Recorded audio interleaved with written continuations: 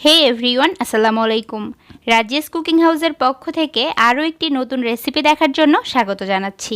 আজকে দেখাবো ঘরে থাকা উপকরণ দিয়ে কিভাবে মাত্র 2 মিনিটে সুস্বাদু মেয়োনিজ তৈরি করা যায়, যার স্বাদ বাজারের নামি দামি ব্র্যান্ডের মেয়োনিজ থেকে কোনো অংশেই কম না। আশা করি আমার আজকের রেসিপি আপনাদের ভালো লাগবে। ভালো লাগলে লাইক, কমেন্ট ও সাবস্ক্রাইব করে পাশেই থাকবেন। মেয়োনিজ তৈরির জন্য প্রথমেই নিয়ে নিচ্ছি একটি ডিম। অনেকেই বলে যে ফ্রিজে থাকলে 30 মিনিট বা 1 ঘন্টা আগে বের করে রাখতে, কিন্তু আমি ফ্রিজ থেকে বের করে ইউজ করছি। এর আগেও অনেকবার করেছি, কোনো প্রবলেম হয়নি। তবে আপনারা চাইলে আগে থেকে বের করে রাখতে পারেন।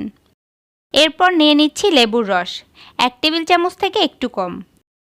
এখানে নিয়েছি চিনি 1 চা চামচ। চিনি আপনি আপনার স্বাদ মতো বাড়িয়ে কমিয়ে নিতে পারেন। লবণ নিয়েছি 1/4 চা চামচ বা 1/4 চা চামচ। গোলমরিচ গুঁড়া নিয়েছি 1/4 চা চামচ। দিয়ে দিচ্ছি হোয়াইট ভিনেগার 1 চা চামচ। আর লাগবে তেল। আমি এখানে 3/4 কাপ বা 1 কাপের 4 ভাগের 3 ভাগ সয়াবিন তেল নিয়েছি। আপনি চাইলে অলিভ অয়েলও ইউজ করতে পারেন। এখান থেকে আমি অল্প পরিমাণ তেল দিয়ে দিলাম। আমি সব তেল একবারে দিব না, অল্প অল্প করে দিয়ে ব্লেন্ড করব। আমি আজকে হ্যান্ড ব্লেন্ডার ইউজ করছি, তবে চাইলে ব্লেন্ডারেও এই মেয়োনিজ তৈরি করা যাবে। অল্প অল্প তেল বারে বারে দিতে হবে আর ব্লেন্ড করতে হবে। আমি 5-6 বারে একটু একটু করে তেল দিয়ে ব্লেন্ড করে নিব। মেয়োনিজে চিনি, লবণ সব কিছুই নিজেদের টেস্ট অনুযায়ী বাড়িয়ে কমিয়ে নেওয়া যায়। আর অনেক ধরনের বা অনেক স্বাদের মেয়োনিজ তৈরি করা যায়। আমি আজকে যেটা তৈরি করছি এটা হলো বেসিক মেয়োনিজ। এর সাথে চাইলে রসুন অ্যাড করতে পারেন, আবার সরিষা বাটাও দিতে পারেন। আসলে ভিন্ন ভিন্ন ইনগ্রিডিয়েন্ট অ্যাড করে ভিন্ন ভিন্ন স্বাদের মেয়োনিজ তৈরি করা যায়।